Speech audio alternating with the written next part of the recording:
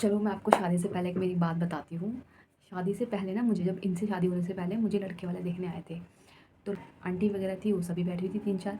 तो मुझसे क्या-क्या क्वेश्चन पुट अप किया कि कितने तक पढ़ाई की है, आगे तुम क्या करना चाहती हो?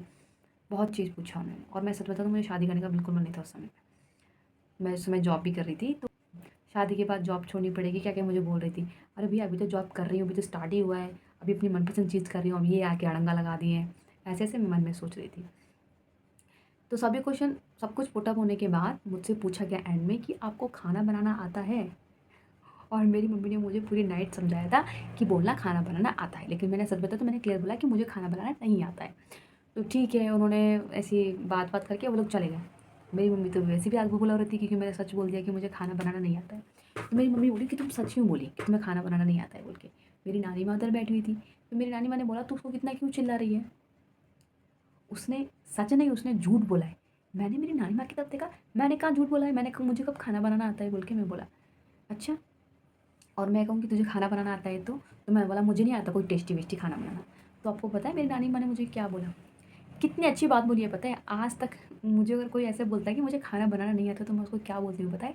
जो मेरी नानी माँ ने बोला है।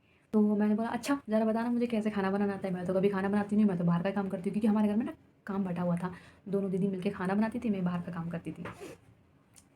तो बाद में जैसे गाय का गोबर उठाना, भैंस के वो कंडे थापना, कंडे समझते हैं ना वो जो चूल्हे में जलाते हैं वो सब करना, वो सभी किया है मैंने। बस मुझे दूध काढ़ना नहीं आता था, वो मेरी दीदी लोग करती थी।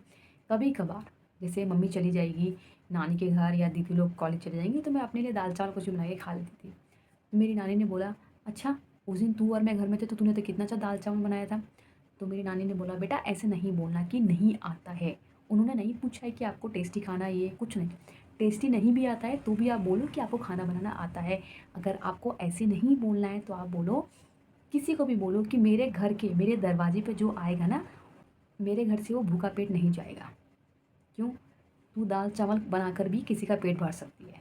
समझ गई ना? ज़रूरी नहीं तुझे रोटी टेस्टी खाना ही बनाना है।" बोल के बोला।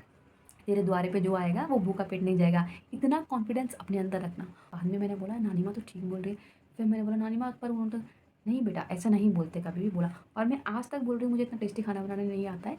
लेकिन अभी तो मैं फिर भी बना लेती हूँ। लेकिन मेरे को अभी कोई कुछ बोलता है ना कि तुमको खाना बनाना नहीं आता है, मैं यही बोलती हूँ कि मेरे घर में जो आएगा वो खाली पेट नहीं जाएगा बस। मैं इतना जानती हूँ। तो मेरा कहने का सेंस ये है कि आप लोग बोलते हो ना कि अरे मुझे ये नहीं हो रहा है, मेरे अंदर कॉन्फिडेंस नहीं है, मुझे कोई कुछ भी बोल देता है।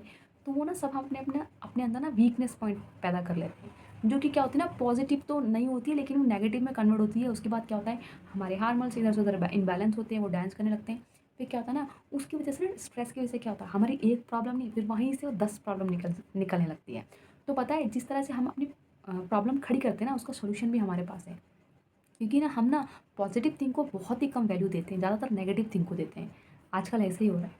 नेगेटिव कर करके अपनी हालत ऐसी कर लेते हैं कि पूछो ही मत। तो हमको वो नहीं करना है। हाँ, अगर आपको थोड़ा बहुत भी आता है ना, तो आप हाँ बोलो। मुझे आता है, मैं कर सकती हूँ हर चीज़। और लड़कियों को हमेशा स्ट्रॉन्ग रहना चाहिए और वो स्ट्रॉन्ग होती हैं, बहुत स्ट्रॉन्ग होती हैं। चाहे लड़कों की बॉडी-शॉडी क्यों ना हो, लेकिन लड़कियाँ ज़्यादा स्ट्रॉन्ग होती हैं लड़कों से। ये बात हमेशा याद रखना, क्योंकि वो कभी भी हार नहीं मानती हैं।